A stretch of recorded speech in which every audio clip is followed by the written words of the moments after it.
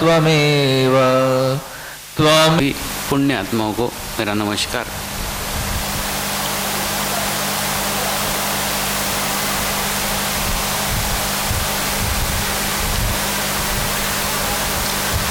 आज के कार्यक्रम की शुरुआत हम दक्षिण भारत के विजयनगर राज्य के एक कहानी से कर रहे हैं।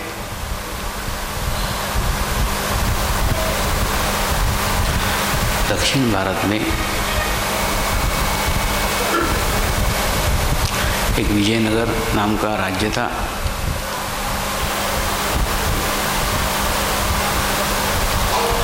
उस राज्य में एक राजा राज्य शासन चलाता था।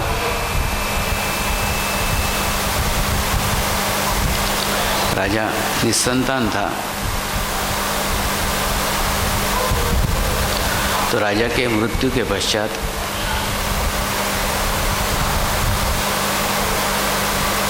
ये प्रश्न खड़ा हो गया, राजा के बाद राज सिंहासन पे किसे बिठाया जाए, कौन व्यक्ति सुपात्र है जो राजा का स्थान ग्रहण कर सके। मंत्रिमंडल की एक आपातकालीन बैठक हुई और आपातकालीन बैठक में सर्वसम्मति से ये निर्णय लिया गया कि राज्य के जो राजगुरु हैं उनसे इसके बारे में सलाह ली जाए और राजगुरु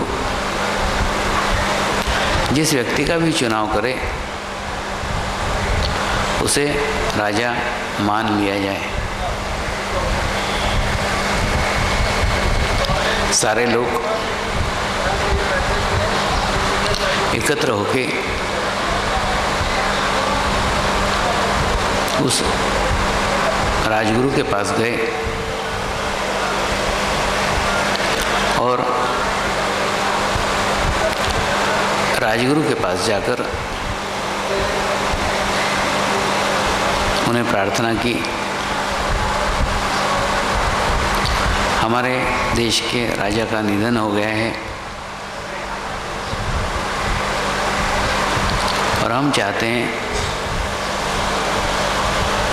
एखादे उपयुक्त व्यक्ति को आप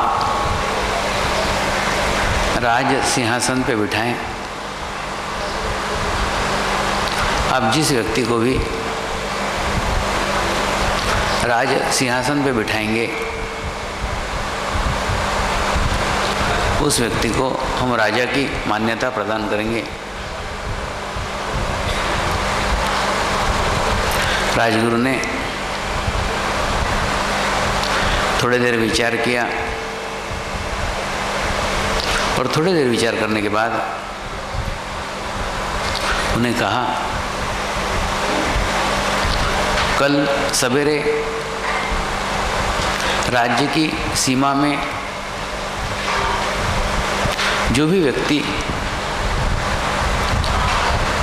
प्रथम प्रवेश करेगा उस व्यक्ति को राज्य का राजा नियुक्त कर दीजिए। सारे लोग दूसरे दिन सवेरे सीमा के ऊपर पहुंचे और सीमा पे हार फूलों के साथ वाद्य वृंद के साथ अपने नए राजा की प्रतीक्षा करने लग गए। सुबह 4 बजे से ये लोग प्रतीक्षा कर रहे थे। 4 बजे से ये लोग राह देख रहे थे, लेकिन 4 बज गए, 4:30 बज गए, 5 बज गए, 5:30 बज गए, 6 बज गए।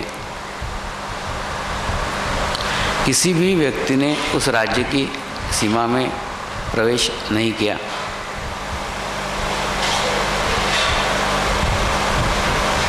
और 6 बजे के करीब पड़ोसी राज्य का एक भिखारी रामू भीख मांगने के लिए इस राज्य की सीमा के भीतर आ गया। जैसे ही रामू भिखारी ने प्रवेश किया, कुछ सैनिक उसे हार डालने के लिए दौड़े। सैनिकों को अपनी ओर आता देख रामू भिखारी भागने लग गया। उसे लगा शायद भीख मांगना इस राज्य में जुर्म है। फिर 2 सैनिकों ने दौड़कर उसे पकड़ लिया। तीसरे सैनिक ने उसे हार पहना दिया और उसका स्वागत किया, आप हमारे राजा हैं। रामू भिखारी ने कहा, आपको कोई गलत फहमी हुई है,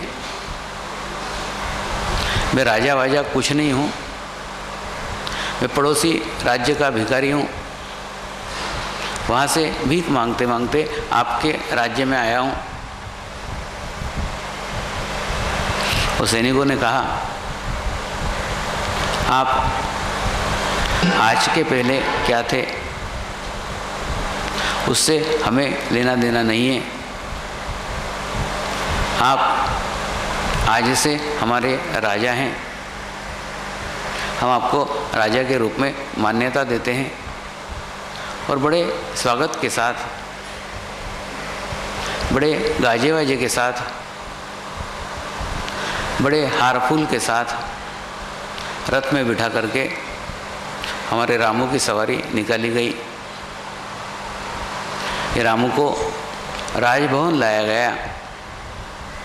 रामू महीनों से नहाया हुआ नहीं था, उसे अच्छे पानी से नहलाया गया, गुलाब जल छीटा गया, इत्र डाला गया, सुगंधित द्रव्य डाले गए और अच्छी पोशाक पहना करके अच्छे तैयारी के साथ मुझे राज सिंहासन पे बिठाया गया।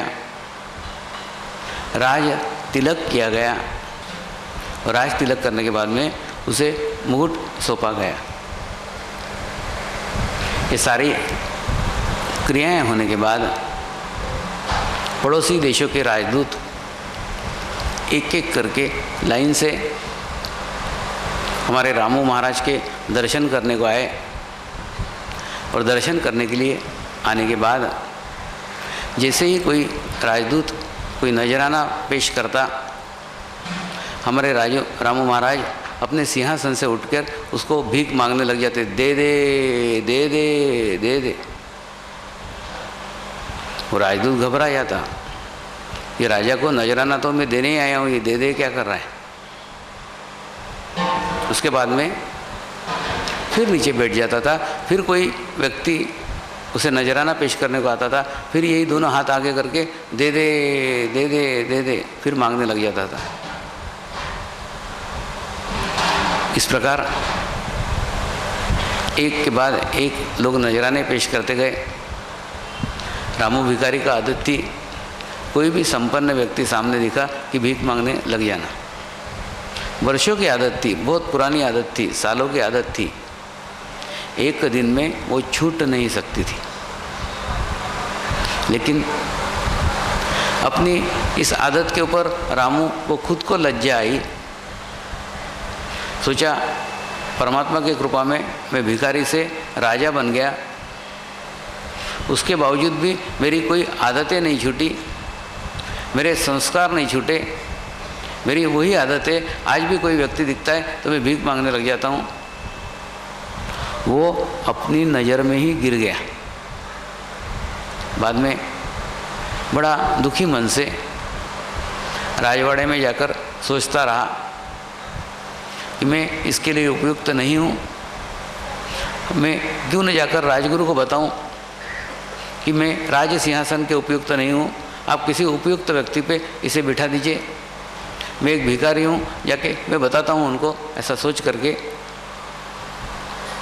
दूसरे दिन राजगुरु के आश्रम में गया और आश्रम में जाने के बाद उनकी चरण वंदना की और उन्हें कहा, आपके कहने के कारण मुझे राज सिंहासन पर बिठाया गया है, आपके कहने के कारण मुझे राजा बनाया गया है, लेकिन राजा बनने के उपयुक्त मैं नहीं हूँ। राजगुरु ने कहा, क्या उपयुक्त है क्या उपयुक्त नहीं है ये तुम अभी नहीं जानते। तुम उपयुक्त थे इसीलिए तुम्हें राजा बनाया गया है, तुम्हारे बुरे भोग समाप्त हो गए इसलिए तुम्हें राज सिंहासन सौंपा गया है। रही बात भीख मांगने की आदत की, जिसके कारण तुम व्यथित हो रहे हो, तो वो तो दूर हो सकती है, वो एक आदत है, धीरे धीरे छूट जाएगी। कुछ दिन इसी आश्रम में रहो और मैं एक मंत्र का जाप देता हूँ, उस मंत्र का जाप करो तो धीरे धीरे तुम्हारी आदत छूट जाएगी। उन्होंने उसको मंत्र दिया, दोनों हाथ पीछे ऐसे बांधने के और मंत्र का उच्चारण करने का कि मैं राजा बन गया हूँ, मैं राजा बन गया हूँ, मैं राजा बन गया हूँ। तो हमारे रामू भिखारी ने मंत्र की शुरुआत की, दोनों हाथ पीछे बांध करके मंत्र का जाप करना शुरू कर दिया। मैं राजा बन गया हूँ, मैं राजा बन गया हूँ, मैं राजा बन गया हूँ। अपने आप को एहसास दिलाना शुरू किया। धीरे धीरे 10 दिन हो गए। 10 दिन के बाद राजगुरु ने कहा, ठीक है, अब मंत्र सिद्ध हो गया है, अब तुम जाकर के अपने राज सिंहासन पे बैठ के राज्य को चलाओ। रामू फिर अपने राजमहल आया, फिर राज सिंहासन पे बैठा और दरबार में बैठ के भी उसका जाप चल ही रहा था। दोनों हाथ ऐसे पीछे बंधे हुए थे और जाप चल रहा था कि मैं राजा बन गया हूँ, मैं राजा बन गया हूँ, मैं राजा बन गया हूँ। फिर कई लोग उसे नजराना पेश करने के लिए आए, लेकिन अंदर से जाप चल ही रहा था। जाप चलने के कारण उसके हाथ धीरे धीरे भीख मांगने के लिए प्रवृत्त हो रहे थे, लेकिन आते आते यहाँ तक आते आते उसे जानकारी हो गई कि मैं भिखारी नहीं रह गया, मैं राजा बन गया हूँ, क्योंकि बार बार वो मंत्र जाप कर रहा था। तो उसने अपने आदत के ऊपर नियंत्रण पा लिया। फिर बाद में उसके हाथ किसी व्यक्ति के सामने नहीं झुके, कोई मांगने के लिए उसने किसी के सामने इच्छा नहीं बताई। ठीक उसी प्रकार से आपको जो प्राप्त हुआ है वो उसका एहसास आपको होने की आवश्यकता है। आपकी स्थिति ठीक उस रामू भिखारी जैसी है, जो भिखारी अपने भाग्य के कारण राज्य सिंहासन पे तो बैठ गया, लेकिन फिर भी अपनी आदतें सुधारी नहीं है, अपनी आदतें बदली नहीं है। तो जब तक अपनी आदतें नहीं बदलोगे, जब तक अपने विचारों को नहीं चेंज करोगे, विचारों को नहीं बदलोगे, तब तक कुछ बदल होने वाला नहीं है। मतलब राज सिंहासन पर बैठ के तुम उसी रामू भिखारी की तरह दुखी रहोगे। इसलिए आवश्यक है कि हमें परमात्मा की कृपा में क्या प्राप्त हुआ है इसका एहसास सर्वप्रथम करो कि आपको क्या मिला है। और जो मिला है वो सामान्य चीज़ नहीं है, एक असामान्य चीज़ आपको प्राप्त हुई है। सिर्फ आपको उसकी जानकारी नहीं है, आपको उसका मालूमात नहीं है, आपको उसका पता नहीं है। जैसे मैंने कहा था, मैंने तो आपको हीरा दिया है, लेकिन अगर आप हीरे के जवेरी हैं तो पहचान सकते कि हीरा है, और नहीं जानते हैं तो आप कांच का टुकड़ा समझ करके फेंक सकते हैं। दूसरा, मैंने सबको एक एक को दिया है, किसी को कम या किसी को ज़्यादा नहीं दिया। सद्गुरु का स्वभाव होता है देना, लेना आपका स्वभाव होना चाहिए। जो स्तर पे वो दे रहा है उस स्तर पे आपको लेते आना चाहिए। अगर आप ले सके तो ही फायदा है, अन्यथा कुछ नहीं। आपको मिल तो गया, लेकिन उसका एहसास कहाँ है कि अपने को क्या चीज़ मिली है। जो चीज़ मिली है वो चीज़ सदियों के तपस्या के बाद, सालों के मेहनत के बाद प्राप्त होती है और सालों के मेहनत के बाद दी जा सकती है। उसके लिए वर्तमान समय एक उपयुक्त समय है, जिस समय में आज आप और मैं मिला हूँ। इसी कारण ये घटना घटित हो सकी। आज के पूर्व आप कहीं भी किसी भी समय मिलते तो ये घटना घटित नहीं हो सकती थी, क्योंकि उसे ग्रहण करने की सुपात्र शरीर की व्यवस्था आपके भीतर नहीं थी। आपको देने के लिए करुणामय शरीर की स्थिति मेरे पास नहीं थी। तो ये दोनों ही उपयुक्त स्थितियाँ एक ठीक समय पे ठीक जगह आई है और एक उपयुक्त समय में हम मिले हैं। इसी कारण ये घटना घटित हुई है। कई लोग इसके लिए सालों प्रयत्न करते हैं, सालों प्रयास करते हैं, एक एक चक्र पे 7-7 साल ध्यान करते हैं, तब जाके 49 साल में उन्हें वो स्थिति प्राप्त होती है। आपको क्षण भर में मिल गया, आपको कम समय में मिल गया, आपको आसानी से मिल गया, आपको घर बैठे मिल गया, आपको उसके लिए कोई मेहनत न करना पड़ी, आपको निःशुल्क मिल गया। इसलिए कदापि अर्थ मत लगाइए कि जो फ्री मिला है वो कम दर्जे का है। एक्चुअली उसका दर्जा तय करने की स्थिति किसी के पास नहीं है, उसका मूल्य चुकाने की पैसा किसी के पास नहीं है। इसी बहुमूल्य चीज़, अमूल्य चीज़ जिसका कोई मोल ही नहीं है, कोई मूल्य ही नहीं है, ऐसी स्थिति आपको प्राप्त हुई है। और ऐसी स्थिति प्राप्त होने के बाद में भी आप आपके भीतर बदलाव न लाएं, आप आपके भीतर चेंज न लाएं, तो वो लेकर भी क्या फ़ायदा है। आपने इच्छा की कि आपके घर में इलेक्ट्रिक का कनेक्शन मिल जाए,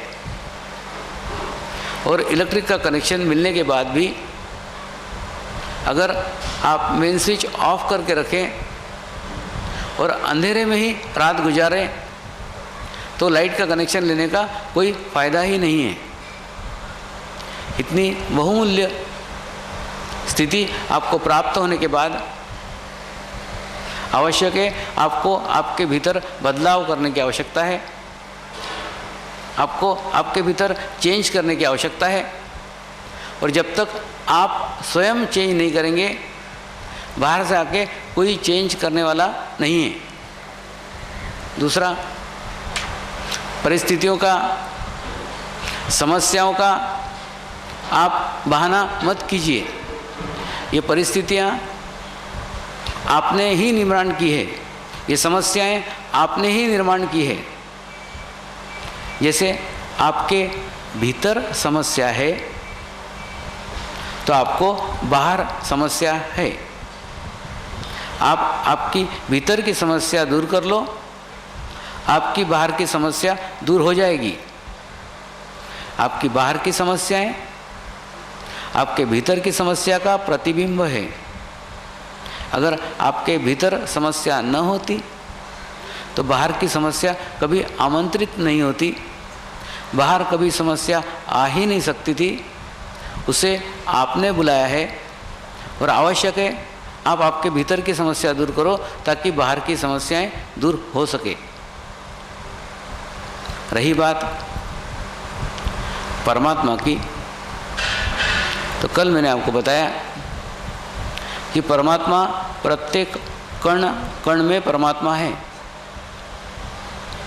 उस परमात्मा का कण आपके भीतर भी है, लेकिन उस परमात्मा के कण को जागृत करने की, उस परमात्मा के कण को जगाने की आवश्यकता है।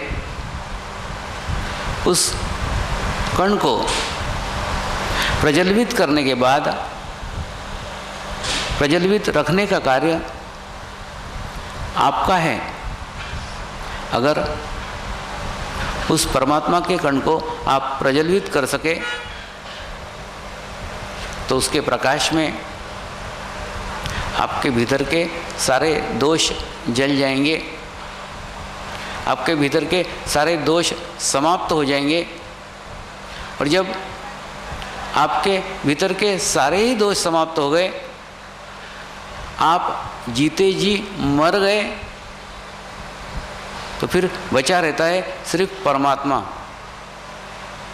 जब आपके भीतर की सारी ही बुराइयां समाप्त हो गई, आपके भीतर के सारे ही दोष समाप्त हो गए, तो फिर क्या रह जाता है? सिर्फ वो कण रह जाता है जिसे परमात्मा कहते हैं। तो परमात्मा भीतर भी है, परमात्मा बाहर भी है। तो बाहर भी परमात्मा है, भीतर भी परमात्मा है, तो समस्या कहीं आ ही नहीं सकती। विश्व चेतना के साथ आप एक रूप हो जाएंगे। लेकिन आवश्यक है आप आपके सारे दोषों में से बाहर निकलो, आप आपके सारे दुर्गुणों में से बाहर निकलो, तभी अंदर के भीतर का परमात्मा प्रकाशित होगा। उसके लिए आप कोई अच्छाइयाँ लेने की कोशिश मत करो, कोई अच्छा चैतन्य लेने की कोशिश मत करो, कोई अच्छी ऊर्जा लेने की कोशिश मत करो। आप आपके भीतर की सफाई का कार्य सर्वप्रथम शुरू करो। ध्यान में आप मांगने के लिए मत आओ। आप सब मंदिरों में जाते हो, सब देवस्थानों पे जाते हो, प्रत्येक परमात्मा के पास सिर्फ इसीलिए जाते हो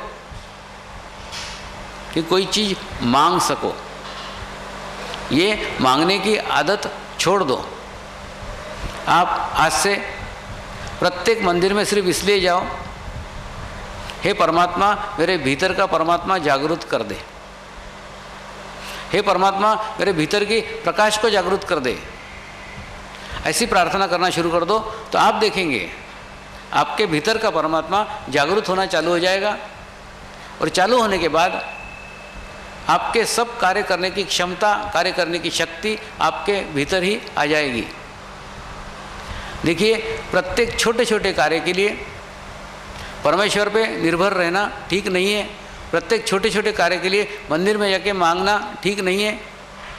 उससे अच्छा है आप परमात्मा को बोलो, तेरी सारी शक्तियाँ मुझे दे दे, मेरे सारे कार्य मैं खुद ही कर लूँगा। क्यों परमेश्वर को जा के बार बार परेशान करते हो? क्यों सिर्फ उसको आप ही का काम है क्या? आप ही अकेले हैं क्या? नहीं, तो आप एक बार उससे मांग लो, ये सारी शक्तियाँ मांग लो। किसी समाधिस्थ गुरु के पास जाते हैं, उस गुरु को मांगो कि मुझे आपके दर्शन करा दो, मुझे आपको मिला दो। वो मिलने के बाद में कोई चीज़ मांगने की आवश्यकता ही नहीं रहेगी। कोई चीज़ की आवश्यकता ही नहीं, सब कुछ आपको प्राप्त हो जाएगा। लेकिन आपकी मांग होनी चाहिए। आपकी मांग शाश्वत होनी चाहिए, आपकी मांग सत्य होनी चाहिए। वो चीज़ मांगो जो चीज़ मांगने के बाद कोई चीज़ मांगने की आवश्यकता ही ना हो। आप वो चीज़ें मांगते हो जो एक समाप्त होने के बाद में दूसरी मांग तुरंत खड़ी हो जाती है। कभी सेटिस्फेक्शन नहीं होता, कभी संतोष नहीं होता। क्यों? क्योंकि जो मांग रहे हो वो नश्वर है, नाशवान है। नाशवान चीज़ें मांगोगे तो चित्त का भी नाश होगा, और फिर मांग रहेगी। उससे अच्छा शाश्वत मांगो, परमात्मा को उसकी शक्ति मांगो, और वो मांगने के बाद फिर कोई चीज़ की आपको आवश्यकता ही नहीं रहेगी। दूसरा, ध्यान में प्रगति करने के लिए, ध्यान में प्रोग्रेस करने के लिए सर्वप्रथम अपने विचारों का निरीक्षण करना शुरू कर दो। आप कौन से विचार करते हैं उसके ऊपर निरीक्षण करो। आप जो विचार करते हैं उसका अवलोकन मात्र करो। तो सिर्फ अवलोकन मात्र करने मात्र से भी आप देखेंगे आपके विचार समाप्त हो गए हैं, आपके विचार नष्ट हो गए हैं। इसलिए विचार न आना निर्विचार तक की स्थिति है। आप कोई भी विचार करते हो, विचार दो प्रकार के हैं, एक भूतकाल के विचार और एक भविष्यकाल के विचार। आप आपका अवलोकन करो कि आपकी ऊर्जा, आपकी शक्ति इन दोनों विचारों पे कितनी खर्च हो रही है और कितनी आप बचा रहे हैं। जितनी बचाएंगे उतनी शक्ति उधोगामी होगी, और जितनी शक्ति उधोगामी होगी उतनी ही आपकी आध्यात्मिक प्रोग्रेस होगी, आध्यात्मिक उन्नति होगी। लेकिन इन विचारों से बाहर निकलना, इन विचारों पे नियंत्रण पाना, इन विचारों पे विजय पाना आसान नहीं है। कल मैंने आपको एक बूंद का उदाहरण दिया था। आपको बूंद भर के कार्य नहीं हो सकता, आपको सागर बनना होगा।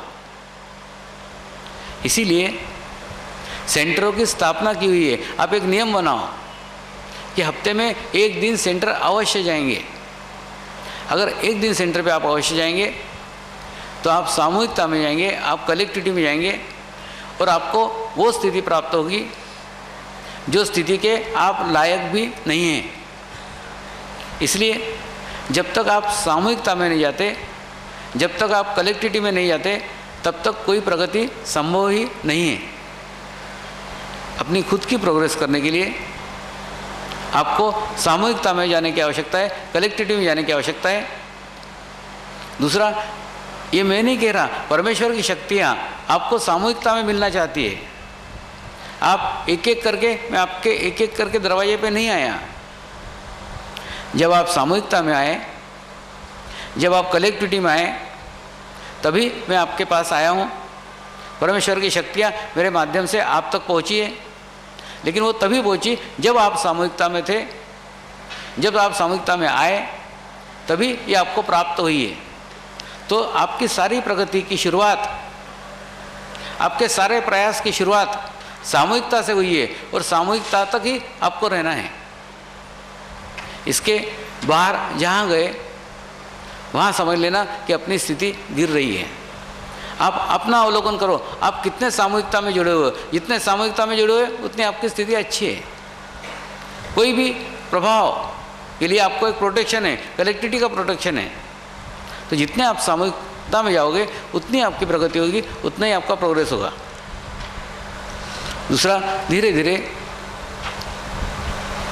सेंटरों का विकास हो रहा है, और सेंटरों के विकास के साथ साथ मैं आचार्यों का विकास करने में भी ध्यान दे रहा हूँ, ताकि वो एक अच्छे माध्यम बन सके, जिस माध्यम के द्वारा आपको मेरे संदेश पहुँचाए जाएं।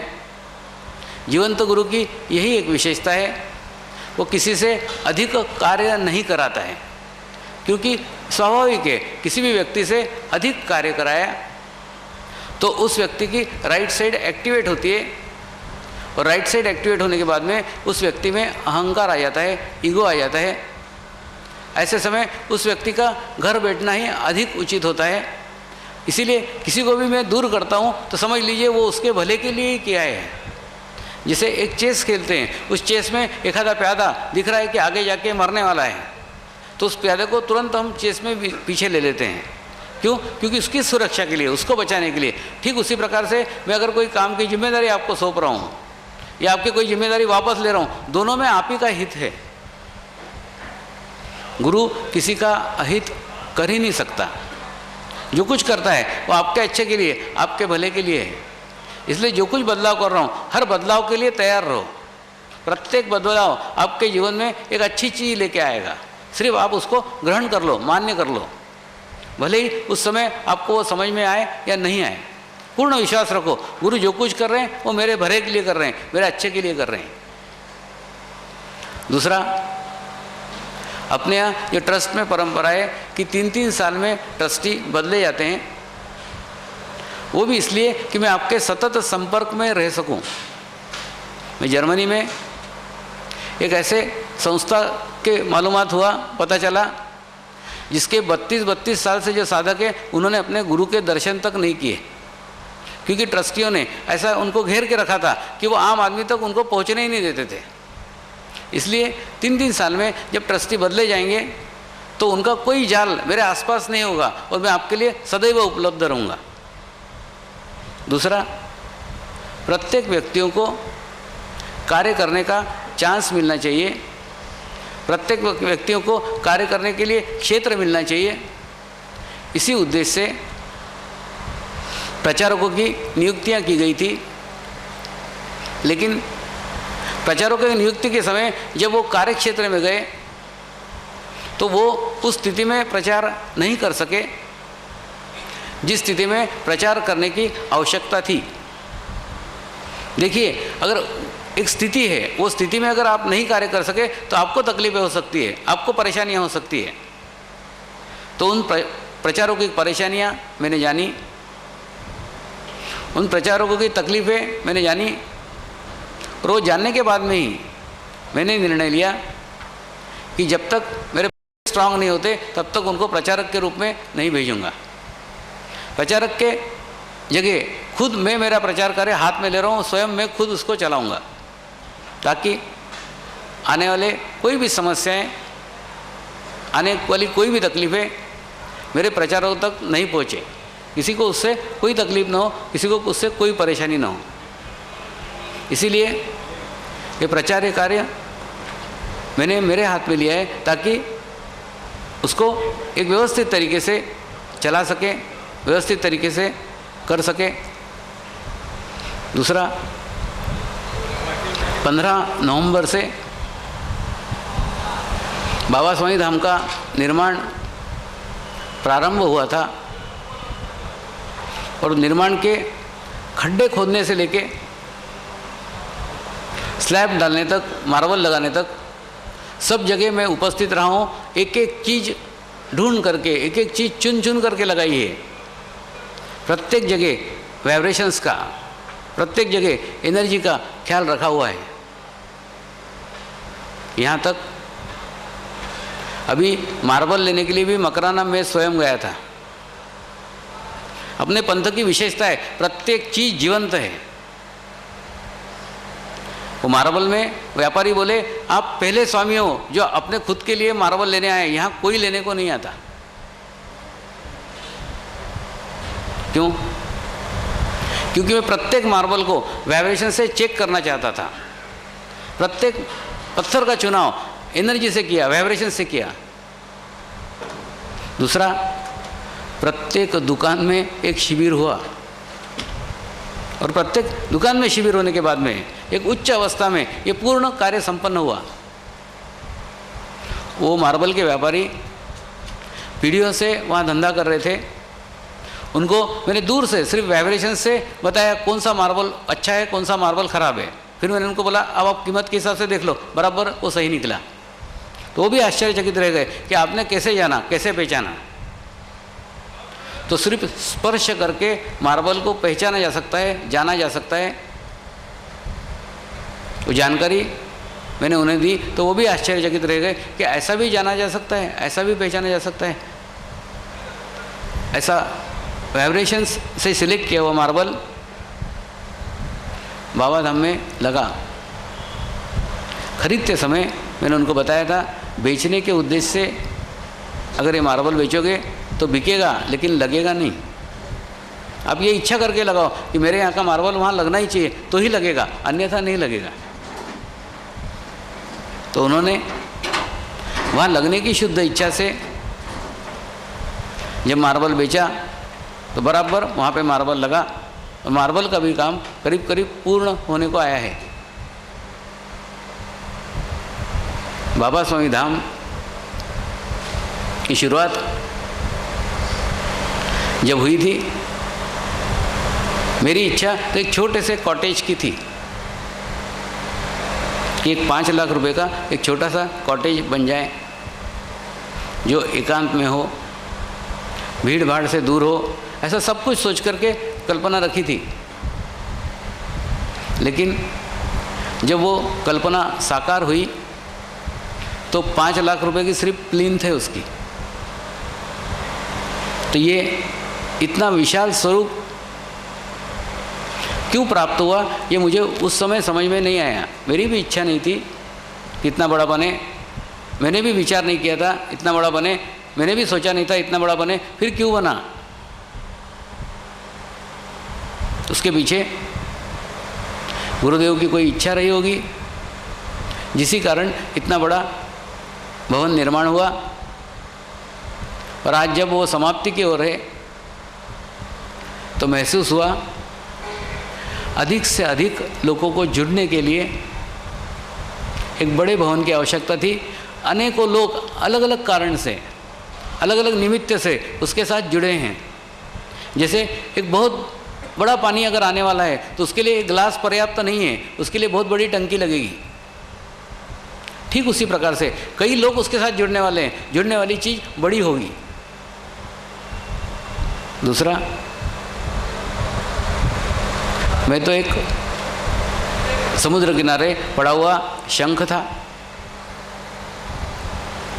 जो शंख को अभी तक 2 व्यक्तियों ने अपनाया।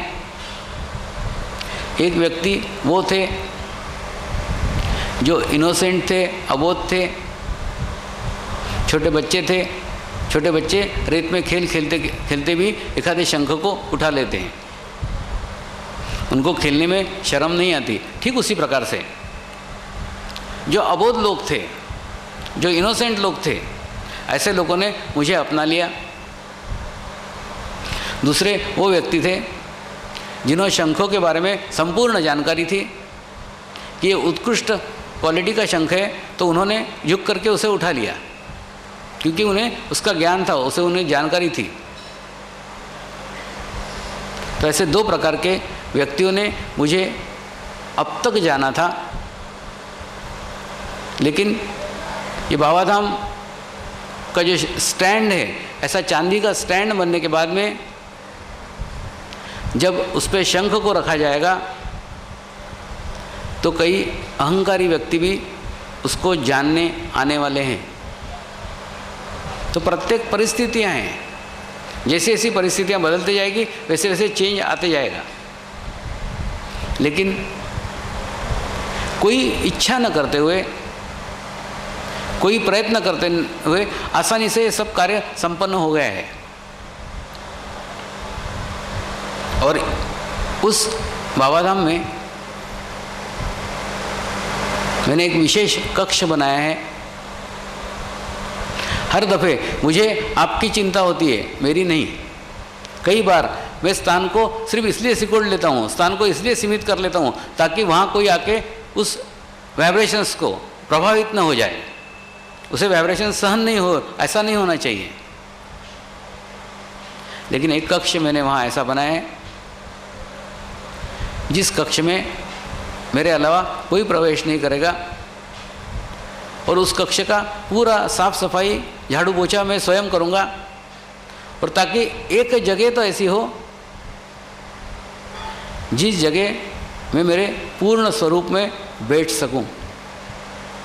प्रत्येक जगह आपकी चिंता करता हूं, आपके विचार करता हूं कि वो स्थिति आपको सहन होगी या नहीं होगी। इसलिए वहाँ पे एक स्थान ऐसा बनाया गया है जिस स्थान पे मैं ध्यान करने बैठने वाला हूँ। दूसरा, जो वाइब्रेटेड पानी का हम लोग इस्तेमाल करते हैं, उसका प्रयोग भी जर्मनी में डॉक्टर पीटर ने किया। एक रूम में अगर पानी मेरे से वाइब्रेटेड कराया जाए तो उतना प्रभावशाली नहीं होता जितना खुले आकाश के नीचे, खुले वातावरण में मुझसे कराया जाए, वो ज़्यादा पावरफुल होता है। क्योंकि जितना विशाल दायरा, जितना खुला स्थान आप मुझे देते हैं, उतनी ऊर्जा, उतनी एनर्जी मैं पानी में डाल सकता हूँ। और उन्होंने रिसर्च करके निकाला कि पानी की मिठास भी बढ़ जाती है, पानी का रंग नहीं बढ़ता, पानी का आकार नहीं बढ़ता, पानी का रंग नहीं बदलता है पानी का स्वरूप। पानी की जो गुणवत्ता है, गुणवत्ता कई गुना बढ़ जाती है। और ये बढ़ी हुई गुणवत्ता में ही वाइब्रेशंस होते हैं, चैतन्य होता है। लेकिन 100% भी ऊर्जा उसमें डालने के बाद भी 100% आस्था से उसे लेने की आवश्यकता है। अगर आप ग्रहण करेंगे तो होगा, नहीं ग्रहण करेंगे तो नहीं होगा। उसके लिए आपकी इच्छा की भी आवश्यकता है। इच्छा होती है तो बराबर कार्य घटित होता है। ठीक इसी प्रकार से प्रार्थना धाम भी संचालित हो रहा है। प्रार्थना धाम में भी प्रार्थनाओं के वो रिजल्ट आते हैं जो अप्रत्याशित है, क्योंकि जो प्रार्थना करते हैं उन्हें प्रार्थना करने के लिए अधिकृत किया गया है, यानी वो अधिकृत माध्यम है। इसीलिए उस प्रार्थना के अच्छे रिजल्ट आते हैं, प्रार्थना के अच्छे परिणाम आते हैं।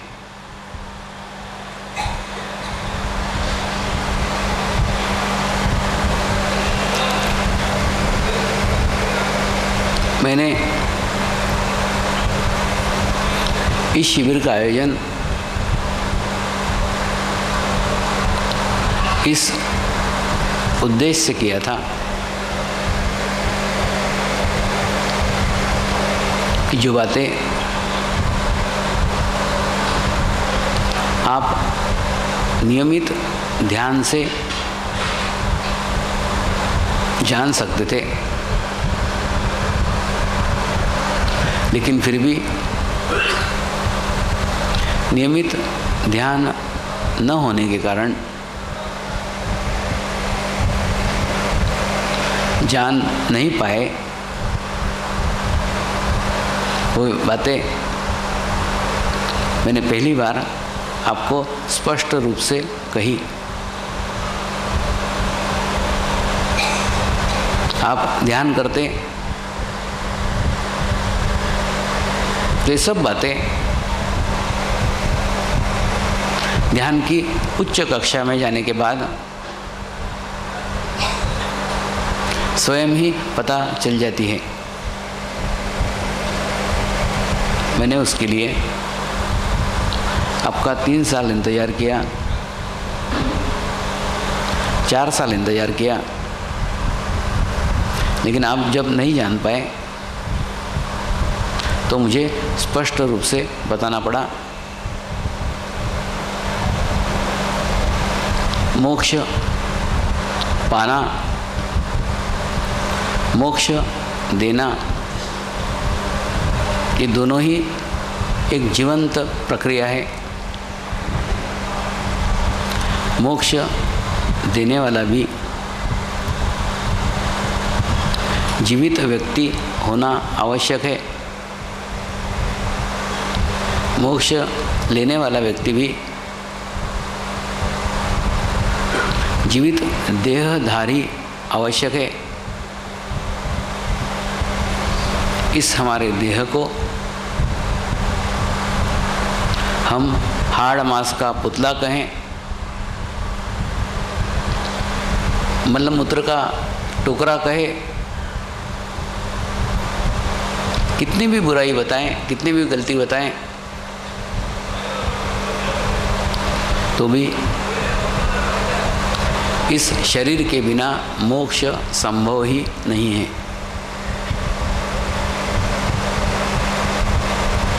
इसीलिए ये मानव शरीर मोक्ष प्राप्ति का एक सशक्त माध्यम है। मानव शरीर में ही आत्म उत्क्रांति की स्थिति है। मानव शरीर में ही मोक्ष के लिए इच्छा जागृत हो सकती है। इसलिए परमात्मा की विश्व चेतना कण कण में फैली हुई हो और वो सामूहिक रूप में हमें महसूस होती हो, लेकिन कोई निर्जीव चीज़ें आपको मोक्ष प्रदान नहीं कर सकती, मोक्ष का रास्ता नहीं बता सकती। इसलिए मोक्ष देने के लिए भी एक जीवंत शरीर की आवश्यकता है। मोक्ष पाने के लिए भी जीवंत शरीर की आवश्यकता है। इसीलिए हजारों मृत आत्माएं शरीर छोड़ने के बाद भी मोक्ष के लिए भटकती रहती है, क्योंकि उनके पास शरीर का साधन वो खो चुकी हैं। तो शरीर जब तक आपके साथ में है तब तक उसका सदुपयोग कर लो।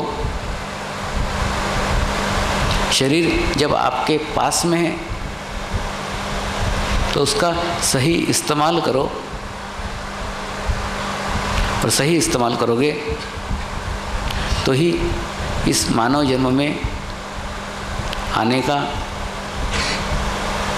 कोई सार्थक होगा। इस ज्ञान मार्ग का, इस ध्यान मार्ग का अनुभव लेने के बाद भी आप नहीं जागे तो फिर क्या उपयोग है। इसलिए फिर से एक बार बताता हूँ, मोक्ष की प्रक्रिया जीवंत प्रक्रिया है। दोनों जीवित होना आवश्यक है। इसलिए जीवित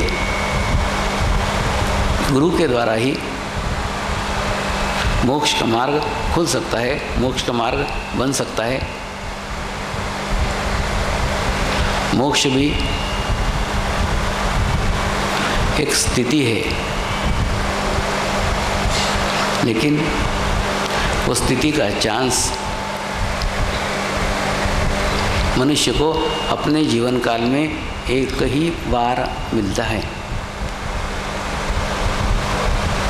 इसमें कोई रीटेक नहीं है, बार बार चांस नहीं है। मृत्यु आपको एक ही बार प्राप्त होगी और उसी समय अगर आप मोक्ष की स्थिति में होंगे तो आपको मोक्ष प्राप्त हो सकता है। स्थिति में न होंगे फिर जन्म लेना पड़ सकता है। जीने की अतृप्त लालसा नया जन्म लेने के लिए हमें प्रेरित करती है, और जीने की कामना हमें नया जन्म लेने के लिए प्रेरित करती है। किसी से बदला लेने की कामना हमें नया जन्म लेने के लिए प्रेरित करती है। कुछ धन की लालसा, धन की लालच हमें नया जन्म लेने के लिए प्रेरित करती है। तो मृत्यु के समय आपको कोई कारण ही बाकी न रह गया हो कि जो कारण आपको नया जन्म लेने के लिए निमित्त बन सके, तो फिर नया जन्म लेने का कोई प्रयोजन ही नहीं रह गया। नया जन्म लेने की कोई आवश्यकता ही नहीं रह गई, तो सीधा मोक्ष है। मोक्ष का मार्ग गुरु